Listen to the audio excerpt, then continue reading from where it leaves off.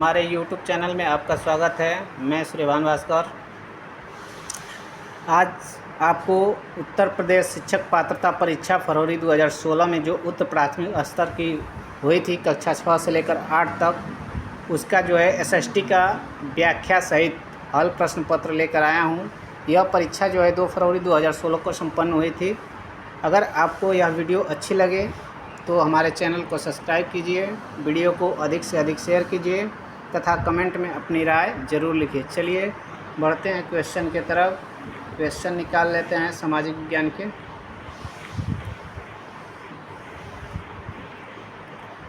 Question कहाँ गया, निकाल लेते हैं भाई।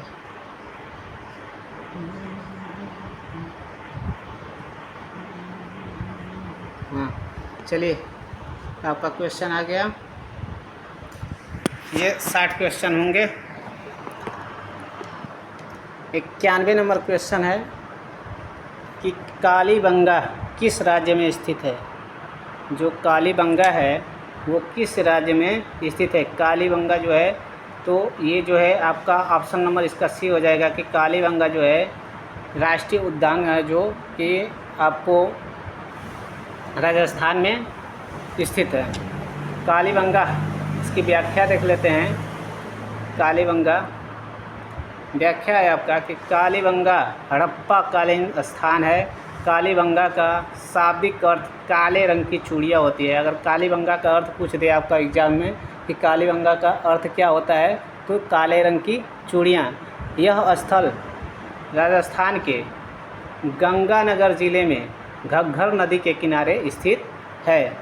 इस स्थल की खोज किसने की थी। अगर पूछ दे कालीबंगा की खोज किसने की थी, तो कालीबंगा की खोज वीवी लाल एवं अमलानंद घोष ने की थी। इस स्थल से हड़प्पाकालीन कृषि का साक्ष्य प्राप्त हुआ है। अगर आपका क्वेश्चन में ये भी पूछ देता है कि कृषि का साक्ष्य हमको सर्वप्रथम कहाँ से प्राप्त हुआ है, तो उसका आंसर होगा आपका कालीबंगा। साथ ही साथ यज्ञ वेदियाँ भी प्राप्त हुई हैं, यानी कि यज्ञ की वेदी कहाँ से प्राप्त हुई है, तो ये भी आपकी कालीबंगा से प्राप्त हुई है। बढ़ते हैं अगले क्वेश्चन की तरफ। अगला क्वेश्चन है आपका 92 नंबर जो है क्वेश्चन कह रहा है कि रामकृष्ण मिशन की स्थापना किसने की थी। तो रामकृष्ण मिशन की जो है स्थापना स्वामी विवेकानंद ने की थी, और स्थापना का जो वर्ष है 1996 से 1997 के बीच में इन्होंने किया था। विवेकानंद द्वारा कोलकाता के समीप वराहनगर में की गई थी। कुछ समय पश्चात इसे स्थानीय कर बुलर कोलकाता में स्थापित कर दिया गया। चलिए बढ़ते हैं अगले क्वेश्चन की तरफ। अगला क्वेश्चन है आपका 93 नंबर क्वेश्चन है आपका कि आज़ाद हिंद फौज के सैनिकों पर चले मुकदमे की पैरवी करने वाले दल की अध्यक्षता किसने की थी। तो ऑप्शन नंबर ये हो जाएगा भूला भाई देसाई, यानी भूला भाई देसाई ने उसकी पैरवी की थी। और इसकी व्याख्या देख लीजिए। व्याख्या क्या दिया है आपका, आज़ाद हिंद फौज के सैनिकों तथा अधिकारियों को गिरफ्तार कर ब्रिटिश सरकार द्वारा नवंबर 1945 में लाल किले में उन पर मुकदमा चलाया। यह घटना लाल किले के मुकदमे के नाम से प्रसिद्ध है, क्योंकि यह लाल किले पे मुकदमा चलाया गया था, इसलिए इसको लाल किले के नाम से जाना भी जाता है, प्रसिद्ध हुआ है। और भारत के विभिन्न दलों ने इसका विरोध किया तथा गिरफ्तार सैनिकों की पैरवी के लिए वकीलों की एक समूह बनाया गया, जिसमें भूला भाई देसाई, पंडित जवाहरलाल नेहरू, तेग बहादुर, सप्रू, मोहम्मद अली जिन्ना आदि सम्मिलित थे। इस समूह का जो नेतृत्वकर्ता थे वो कौन थे, तो भूला भाई देसाई थे। बढ़ते हैं अगले क्वेश्चन की तरफ। अगला क्वेश्चन है आपका 94 नंबर। 94 नंबर क्वेश्चन है कि वक्राकार ईंटें सिंधु सभ्यता में कहाँ से मिली है। अगर जो ईंटों की बात की जाए कि वक्राकार ईंटें जो है वो कहाँ से प्राप्त हुई है, तो ये है चहुंदड़ों से। ऑप्शन नंबर इसका सी सही हो जाएगा कि जो वक्राकार ईंटें हैं वो चहुंदड़ों से प्राप्त हुई है। बढ़ते हैं, इसकी व्याख्या देख लेते हैं। व्याख्या है आपका कि चहुंदड़ों एकमात्र हड़प्पाकालीन स्थल है जहाँ से वक्राकार ईंटें मिली हैं। इस स्थल की खोज कब की गई थी? तो 1931 ईस्वी में किसके द्वारा की गई थी? तो एन गोपाल मजूमदार के द्वारा की गई थी। इसका उत्खनन अगर पूछ दे कि उत्खनन किस वर्ष हुआ था, तो 1935 में उस उत्खनन हुआ था। किसके द्वारा किया गया था उत्खनन? तो ये है J.H. मैके के द्वारा जो है उसका उत्खनन यानी कि खुदाई की गई थी। इस स्थल से प्रसाधन सामग्री भी प्राप्त हुई। यह स्थल सिंधु नदी के बाएं किनारे पाकिस्तान सिंध प्रांत में स्थित है। कालीबंगा से युग्म समाधान तथा मम्मी, यानी कि मम्मी किसको कहा जाता है? तो जो मरी हुई लाशें होती हैं उसको मम्मी कहा जाता है आपका। और जूते हुए खेत के साँचे भी यहीं से मिले हैं, यानी कि कालीबंगा से आपको मिले हैं। बढ़ते हैं अगले क्वेश्चन की तरफ। अगला क्वेश्चन है आपका 95 नंबर क्वेश्चन। 95 नंबर क्वेश्चन है कि 1959 में पंचायती राज को किस राज्य ने सर्वप्रथम लागू किया था? यानी कि आपका जो है पंचायती राज्य लागू करने वाला सर्वप्रथम कौन सा राज्य है? तो आपका ऑप्शन नंबर ए सही हो जाएगा कि राजस्थान और आंध्र प्रदेश। यहाँ पे राजस्थान और आंध्र प्रदेश में सबसे पहले पंचायती राज व्यवस्था को लागू किया गया था। इसका व्याख्या देख लेते हैं। व्याख्या है आपका कि भारत सरकार ने सामुदायिक विकास कार्यक्रम के क्रियान्वयन के लिए बलवंत राय मेहता समिति का गठन किया। इस समिति ने वर्ष 1957 में सत्ता विकेंद्रीकरण की त्रिस्तरीय प्रणाली का सुझाव दिया। इस सुझाव को स्वीकार करते हुए भारत सरकार ने 2 अक्टूबर 1959 को राजस्थान के नागौर जिले में पंचायती राज की स्थापना की। अगर पूछ दे क्वेश्चन में आपका कि सबसे पहले त्रिस्तरीय प्रणाली का सुझाव किसने दिया, तो वो थे बलवंत राय मेहता। बलवंत राय जो मेहता थे तो उन्होंने त्रिस्तरीय प्रणाली का सुधार का सुझाव दिए थे। और इसके बाद से आपका पंचायती राज का सबसे पहला अगर स्थापना हुआ तो किस राज्य में हुआ? तो राजस्थान राज्य में। तो किस ज़िले में? तो नागौर ज़िले में हुआ। पंचायती राज का अगर दूसरा स्थापना पूछे तो वो आंध्र प्रदेश में हुआ था, पंचायती राज का जो है दूसरा स्थापना। बढ़ते हैं अगले क्वेश्चन की तरफ। अगला क्वेश्चन है आपका, अगला क्वेश्चन है 96 नंबर क्वेश्चन। कौन निर्णय करता है कि कोई विधेयक धन विधेयक है या नहीं? यानी कि यह कौन निर्णय करता है? तो यह है आपका लोकसभा का अध्यक्ष, यानी लोकसभा स्पीकर जो है इसको निर्णय करता है कि कोई विधेयक धन विधेयक है या नहीं है। इसकी व्याख्या देख लेते हैं। व्याख्या है आपका कि कोई विधेयक धन विधेयक है या नहीं है, इसका निर्णय का आधार भारतीय संविधान के अनुच्छेद, अगर किस आधार पे किया जाता है कि कोई विधेयक धन विधेयक है या नहीं है, ये किस अनुच्छेद के आधार पे किया जाता है? तो अनुच्छेद 110 के आधार पर किया जाता है, के द्वारा किया जाता है। लोकसभा अध्यक्ष को दिया गया है। वर्तमान में लोकसभा अध्यक्ष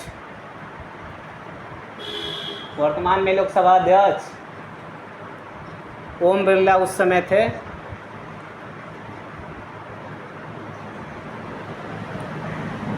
और देखिए यह भारत की दूसरी महिला लोकसभा अध्यक्ष है। प्रथम महिला लोकसभा अध्यक्ष जो थी आपका श्रीमती मीरा कुमार थी। आगे बढ़ते हैं। अगला क्वेश्चन है आपका, तो ओम बिरला जो है वर्तमान में लोकसभा अध्यक्ष हैं।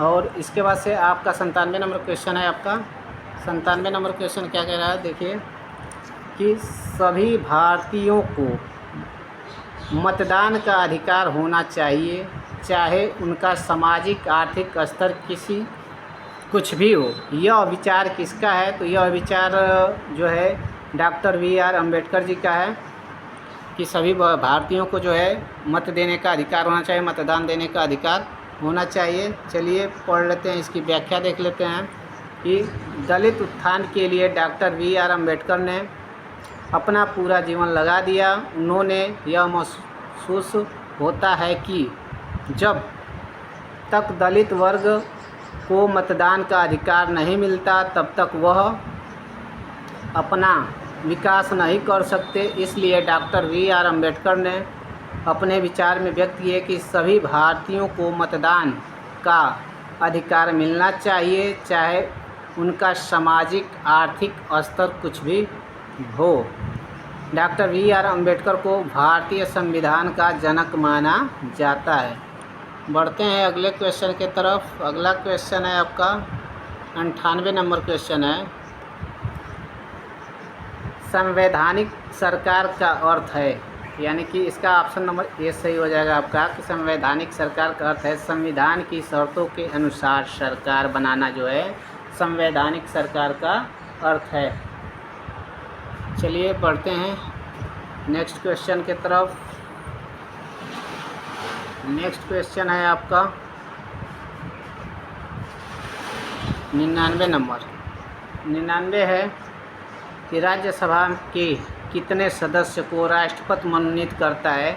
तो ये ऑप्शन नंबर आपका बी सही हो जाएगा कि राज्यसभा के जो है 12 सदस्यों को राष्ट्रपति मनोनीत करता है। भारतीय संविधान के अनुच्छेद 80A के अनुसार राष्ट्रपति को राज्यसभा में 12 ऐसे सदस्य मनोनीत तो करने का अधिकार है जो कला, साहित्य, विज्ञान, समाज सेवा के क्षेत्र में विशेष योगदान रखते हैं तथा यह व्यवस्था भारतीय संविधान में आयरलैंड के संविधान से ग्रहण किया गया है। यानी कि यह जो है आयरलैंड के संविधान से इस सदस्यता को ग्रहण किया गया है। बढ़ते हैं अगले क्वेश्चन की तरफ। क्वेश्चन नंबर 100 है आपका कि निम्नलिखित में से किसने शिक्षा के एक महान केंद्र का विक्रमशिला महाविहार का निर्माण करवाया था। तो ये ऑप्शन नंबर जो है ये सही हो जाएगा कि धर्मपाल जो थे उसका निर्माण कराए थे। बंगाल के पाल वंश के शासक धर्मपाल एक उत्साही बौद्ध समर्थक था। उसने विक्रमशिला एवं सोमपुर महाविहार का निर्माण करवाया था। आगे चलकर प्रसिद्ध बौद्ध शिक्षा के विश्वविद्यालय के रूप में स्थगित हो गया। 13वीं शताब्दी में बख्तियारुद्दीन खिलजी के द्वारा इस विश्वविद्यालय को नष्ट कर दिया गया। बढ़ते हैं अगले क्वेश्चन की तरफ। अगला क्वेश्चन है 101 कि कक्षा शिक्षण होना चाहिए। तो इसका आपका ऑप्शन नंबर सी हो जाएगा परस्पर संवाद के अनुसार। यदि आप परस्पर संवाद के अनुसार कोई भी चीज़ बालक को स्वतंत्र रूप से छोड़ देते हैं तो वो काफ़ी अच्छा उसको सीखता है। यानी कि एक बालक दूसरे बालक के द्वारा जो संवाद करके सीखता है वह कभी नहीं भूलता है। आपस में जो बातचीत करके सीखता है वो कभी नहीं भूलता है। इसलिए परस्पर संवाद होना ज़रूरी है। बढ़ते हैं अगले क्वेश्चन की तरफ। अगला क्वेश्चन है 102 नंबर, सामाजिक अध्ययन के शिक्षण में सबसे महत्वपूर्ण सहायक साधन कौन सा है। तो सबसे महत्वपूर्ण सहायक साधन कौन सा है, तो ये है दृश्य श्रव्य सामग्री। अगर दृश्य श्रव्य सामग्री के द्वारा आप किसी भी व्यक्ति को पढ़ाते हैं या लिखाते हैं तो वो काफ़ी अच्छा से वो सीखता है। चलिए बढ़ते हैं अगले क्वेश्चन की तरफ। अगला क्वेश्चन है आपका 103 नंबर क्वेश्चन है कि शैक्षिक क्षेत्र में पाठचर्या का तात्पर्य है। शैक्षिक क्षेत्र में जो है पाठचर्या का क्या तात्पर्य है, तो ये है आपका ऑप्शन नंबर इसका सी हो जाएगा कि विद्यालय का संपूर्ण कार्यक्रम जो है शैक्षिक क्षेत्र में पाठचर्या का तात्पर्य है। बढ़ते हैं अगले क्वेश्चन की तरफ। अगला क्वेश्चन है आपका कि सामाजिक विषय में TLM प्रयुक्त नहीं होता है। TLM का फुल फॉर्म आपका पूछ दे तो इसका हो जाता है टीचिंग लर्निंग मटेरियल, जो है इसका फुल फॉर्म होता है टीचिंग लर्निंग मटेरियल। तो आपका पूछा है कि कौन सा इसमें से नहीं है, तो ऑप्शन आपका डी जो है ये टीचिंग लर्निंग मटेरियल नहीं है। जबकि ग्लोब के द्वारा भी पढ़ाया जा सकता है, चुंबकीय कंपास भी पढ़ाते समय यूज किया जा सकता है, आपका जो मानचित्र भी है ये भी आपका टीचिंग लर्निंग मटेरियल है, यानी कि मानचित्र के द्वारा भी आपको विद्यालय में पढ़ाया जाता है। बढ़ते हैं अगले क्वेश्चन की तरफ। अगला क्वेश्चन है 105 नंबर। 105 नंबर क्वेश्चन है कि निम्नलिखित में से किस जलवायु प्रदेश में एस्किमो पाए जाते हैं, यानी कि एस्किमो जो जनजाति है वो किस जलवायु प्रदेश में पाए जाते हैं, तो ये है टुंड्रा प्रदेश। जो है टुंड्रा प्रदेश में जो है कौन सी जनजातियाँ पाई जाती हैं, तो एस्किमो जो है जनजातियाँ टुंड्रा प्रदेश में पाई जाती हैं। उनका व्यवसाय अगर पूछ दे तो उनका व्यवसाय मुख्य व्यवसाय है मछली पालन या शिकार करना, जो है इनका मुख्य व्यवसाय है एस्किमो जनजाति का। और जो टुंड्रा प्रदेश में जनजाति रहते हैं बर्फ़ के घर में, बर्फ़ के घर को क्या कहते हैं, उसे कहते हैं इग्लू कहते हैं। जो बर्फ़ का घर होता है उसको कहते हैं इग्लू कहते हैं। इसका मुख्य हथियार क्या है, तो हथियार जो है हार्पून है, हार्पून इनका मुख्य हथियार है। इसका मुख्य पालतू अगर पशु पूछ दे कि जो आपका एस्किमो जनजाति है उनका जो है पालतू पशु कौन सा है, तो वो रेंडियर जो है मुख्य पालतू पशु हैं, जो हिरन प्रजाति है। जो रेंडियर क्या है आपका एक हिरन की प्रजाति है।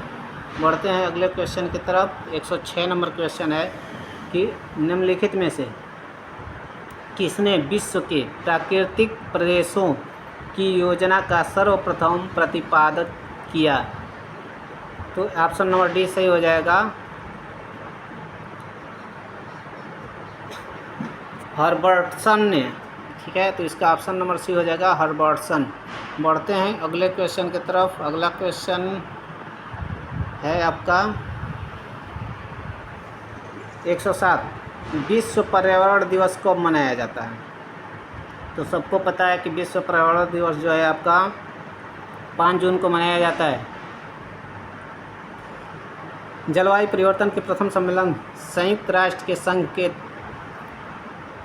तत्वाधान में 5 जून 1972 ईस्वी को स्टॉकहोम में आयोजित किया गया था। इस लिए पर्यावरण जागरूकता फैलाने के लिए 5 जून को ही विश्व पर्यावरण दिवस मनाया जाता है। बढ़ते हैं अगले क्वेश्चन की तरफ। अगला क्वेश्चन है आपका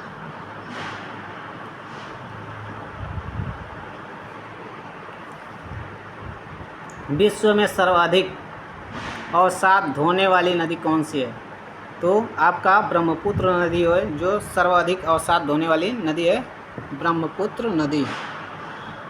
चलिए बढ़ते हैं अगले क्वेश्चन की तरफ। अगला क्वेश्चन है कि निम्नलिखित में से कौन सा शांत ज्वालामुखी का उदाहरण है, शांत ज्वालामुखी का उदाहरण इनमें से कौन सा है, तो ऑप्शन नंबर ए हो जाएगा कालिमंजारो।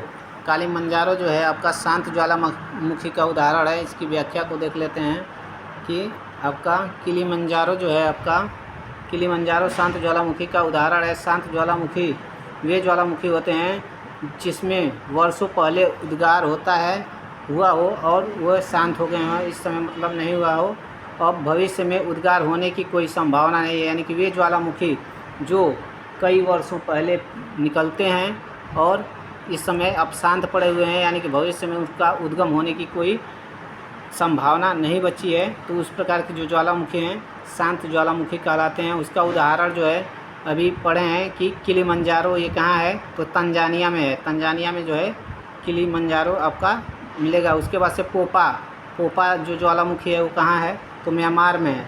ये सब शांत ज्वालामुखी के उदाहरण हैं। उसके बाद से चिम्बाराजो जो है इक्वाडोर में है।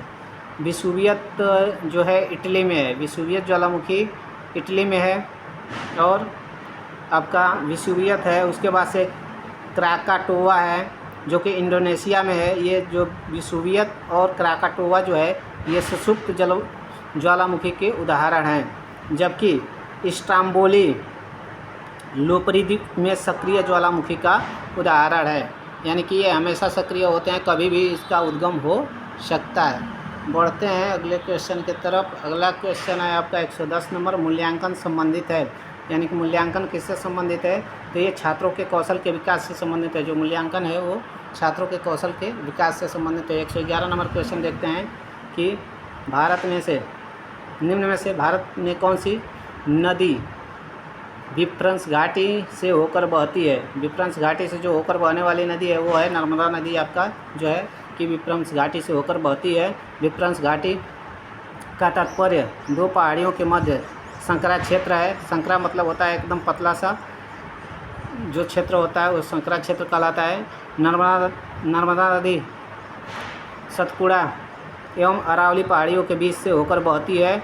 इस नदी का उद्गम स्थल जो है आपका मध्य प्रदेश के अमरकंटक जिले में स्थित है। यह नदी जबलपुर के भेड़ाघाट के समीप कपिलधारा धुआंधार जल प्रपात का निर्माण करती है। यह नदी अन्य नदियों के विपरीत पश्चिम में बहते हुए गुजरात के खंभात की खाड़ी में गिर जाती है। यह नदी डेल्टा की जगह एक्सचुअरी का निर्माण करती है। ऑपरेशन फ्लड क्या है, किससे संबंधित है? जो ऑपरेशन फ्लड है वो किससे संबंधित है? तो ऑपरेशन फ्लड है आपका दुग्ध उत्पादन से जो है ऑपरेशन फ्लड संबंधित है। बढ़ते हैं इसकी व्याख्या को देख लेते हैं आपका कि जो है ऑपरेशन फ्लड का संबंध दुग्ध उत्पादन से है। ऑपरेशन फ्लड की शुरुआत कब हुई थी? तो वर्ष 1970 में इसे शुरू किया गया था। यह परियोजना राष्ट्रीय डेयरी विकास बोर्ड के द्वारा प्रारंभ किया गया था। यह परियोजना विश्व की सबसे बड़ी डेयरी विकास कार्यक्रम है। इस परियोजना के संपादक या अध्यक्ष वर्गीस कुरियन हैं। यानी कि जो आपका ऑपरेशन फ्लड योजना है उसका अगर अध्यक्ष पूछ दे तो अध्यक्ष जो हैं वर्गीस कुरियन जो हैं, जिन्होंने गुजरात में अमूल यानी कि अमूल जो कंपनी आपकी आती है उसकी स्थापना इन्होंने किया था। अमूल का अगर फुल फॉर्म पूछ दे आपका तो इसका हो जाएगा फुल फॉर्म आनंद मिल्क यूनियन लिमिटेड। इसका अमूल का फुल फॉर्म होता है आपका कि आनंद मिल्क यूनियन लिमिटेड। इसकी स्थापना हुई थी 1970 ईस्वी में। पढ़ते हैं 113 नंबर क्वेश्चन की तरफ। 113 नंबर क्वेश्चन है आपका कि पृथ्वी की आंतरिक संरचना में क्रूड का निर्माण निम्न में से किन तत्वों द्वारा हुआ है? तो क्रूड का निर्माण अगर पूछे तो ये मैग्नीशियम एवं सिलिका के द्वारा, मैग्नीशियम एवं सिलिका यानी कि सिलिका एवं मैग्नीशियम के द्वारा जो है क्रूड का निर्माण हुआ है। बढ़ते हैं अगले क्वेश्चन की तरफ। अगला क्वेश्चन है आपका, अगला क्वेश्चन है कि निम्नलिखित में से वायुमंडल की सबसे निचली परत कौन सी है? तो वायुमंडल की सबसे निचली अगर परत की बात कही जाए तो ये आपका क्षोभ मंडल एक जो परत है वायुमंडल की सबसे निचली परत है। और क्षोभ मंडल में जो है मौसम संबंधी घटनाएं होती रहती हैं, जैसे बादल का बनना, वर्षा होना और आंधी तूफान आना। ये सभी घटनाएं किस में होती हैं? क्षोभ मंडल में होती हैं। जबकि समताप मंडल में जो है आपका वायु यानी कि वायुयान जो है उड़ाए जाते हैं। इसके बाद से आपका आगे बढ़ते हैं, इसकी व्याख्या पूरा देख लेते हैं कि पृथ्वी के ऊपर उपस्थित वायुमंडल को 5 भागों में बांटा गया है। पहला होता है आपका क्षोभ मंडल के बाद आता है समताप मंडल के बाद आता है मध्य मंडल के बाद आता है आयन मंडल, और आयन मंडल के बाद सबसे बाहरी जो मंडल होता है उसको बहिर्मंडल के नाम से जाना जाता है। वायुमंडल की सबसे निचली परत तथा पृथ्वी के सबसे नज़दीक परत अगर पूछ दे तो वो होता है आपका क्षोभ मंडल, इसका सबसे नज़दीक परत है। इस मंडल में तापांतर अधिक होने के कारण दाबांतर भी अधिक होता है। इसके परिणाम स्वरूप इस मंडल में आंधी तूफान वर्षा अभी बताएं जैसे आदि घटनाएं होती रहती हैं, घटित होती रहती हैं। इस मंडल में प्रति 165 मीटर की ऊंचाई के साथ 1 डिग्री सेल्सियस जो है ताप की वृद्धि होती है। यानी कि जैसे जैसे आप क्षोभ मंडल में 165 मीटर ऊपर जाएंगे वैसे वैसे उसमें तापमान में 1 डिग्री सेल्सियस की वृद्धि होती जाएगी। बढ़ते हैं 115 नंबर क्वेश्चन है आपका। 115 नंबर क्वेश्चन है कि लॉर्ड मैकाले संबंधित है। लॉर्ड मैकाले किससे संबंधित है? तो ये लॉर्ड मैकाले जो है अंग्रेज़ी शिक्षा को सबसे पहले लाए थे। अंग्रेज़ी शिक्षा को भारत में सबसे पहले लाए थे, इसीलिए ये अंग्रेज़ी शिक्षा से संबंधित है। चलिए इसकी व्याख्या देख लेते हैं कि लॉर्ड मैकाले ब्रिटिश कालीन governor general Lord Macaulay William Bentinck के परिषद का विधि सदस्य था। मैकाले का भारतीय शिक्षा पद्धति पर नियुक्त समिति चला आगे लिए